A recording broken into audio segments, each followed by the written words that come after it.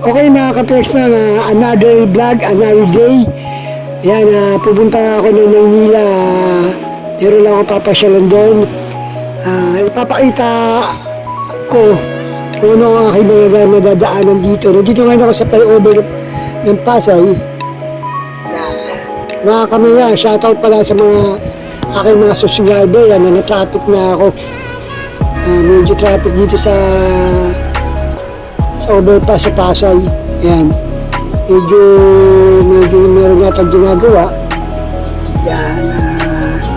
Dito na ako ngayon sa Tuneta Park, kung saan dito ay statwa ni Jose Rizal. Yan, makikita ko sa aking kanan. Papunta na pala ako ng Kalaw. Ayan, makikita nyo sa aking kanan. Ito yung Art of Museum. Isa sa mga museum niya. Napakaganda ng Pilipinas. Dito rin ang magdadaanan ko rin Manila City Hall. Makikita nyo sa aking harapan yung malaking building na yan, tinuturo na ang kamay. Yan yung Manila City Hall. Kaya dadaan ako ngayon ng overpass dun sa may James Bridge. So, may arko ng Filipino-Chinese. Yung mga panahon na ginawa yan. Magkaibigan Chino at Filipino. Ayan, shoutout sa mga ating mga kababayan natin Filipino-Chino na ninirahan sa Pilipinas. Shoutout. Ay, iluleta ni Apolinario Mibini. Apolinario Bonifacio pala. Dito ako kumaliwa. Dito, makikita yan, 300 yan. Dito ako sa kaliwa dumaan. Ayan, papuntang Jones Bridge. Medyo maganda ang panahon yun. Walang traffic.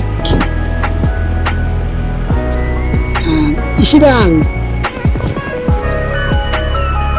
Makikita nyo, nabaybay ko. Pagbaba na, may mga makikita pa kayo mga rebulto dyan. Landmark. Ginawa ng ayun yung post office. Saan kanan post office.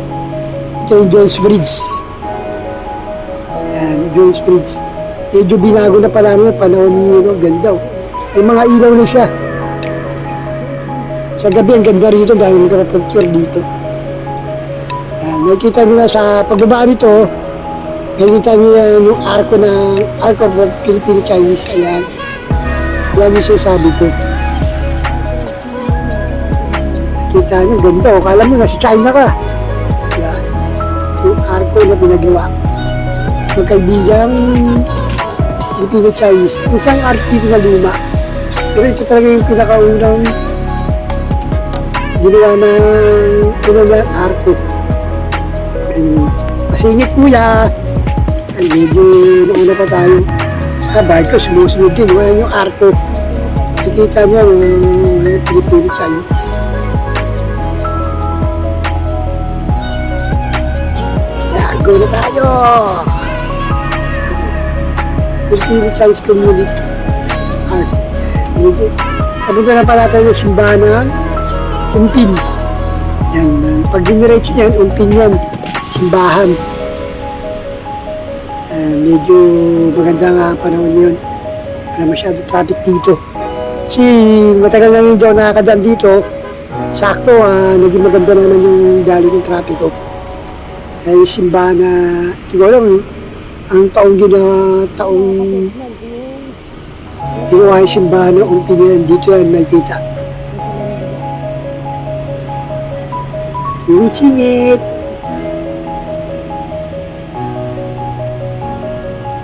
Sipag ni Kuya.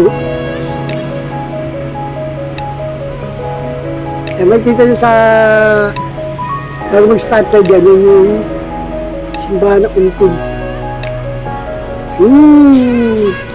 Yung simbahan ng Umpin. Dito rin yung way ng Divisoria. Yan. Ang pinaka-landmark yan, ito yung simbahan. Sunod yan,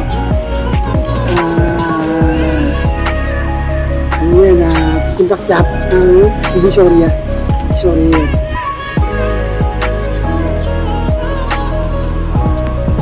Pinabutan na naman tayo ng stoplight. Shoutout pala mga taga Manila yan. Maraming vlogger ng Manila dyan, mga taga Tondo. Yan, shoutout. Yung simbahan ng Impin na yun.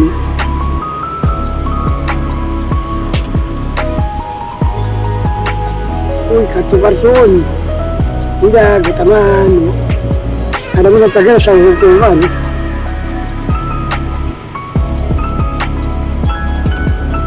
Sidecar pa, oh. Yan yung pumunta na ng Divisoria.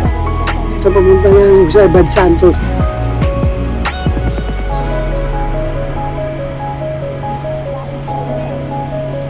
Yun, yan. Yung muli yan, hindi ko alam ang tawag. Ganyan yung muli yata. Hindi ko alam ang tawag dyan.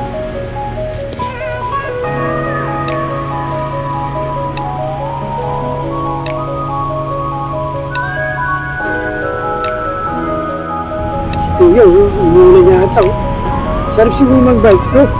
Sagal ko natin mag-bike din eh. Yan, Tigaan ako ulit yung RP yan. Pauwi na tayo. Hindi ko na na-video kasi lobot yung camera ko.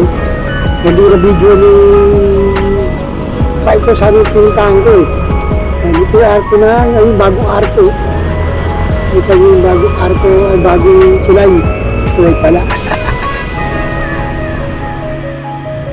Yan. Ito yung monumento ni Corazon. Yan, Corazon tsaka ni yung Roberto Manuel. Ano? Ligo Aquino. Kuya. Yan. Kuya. Saan punta nyo? Mowa. Kuya, diretso ka. Dito, kaliwa ka. Kaliwa. Tundo, papunta ng Mowa.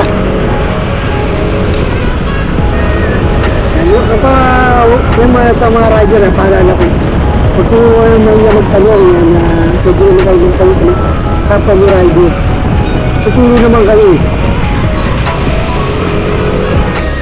Yan, good morning mga ka-Pexpa na nandito lang sa Rose Boulevard yan, makikita niyo yung Rose Boulevard. Hindi pa uwi na ako.